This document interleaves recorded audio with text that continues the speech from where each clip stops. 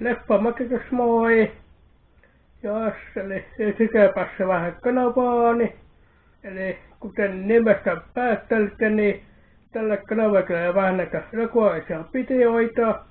Eli tulee sitten näitä elokuva-arvioita ja arvosteluja ja esittelyjä. Ja sitten jotain näitä, mitä on tullut ostettua aina milloinkin.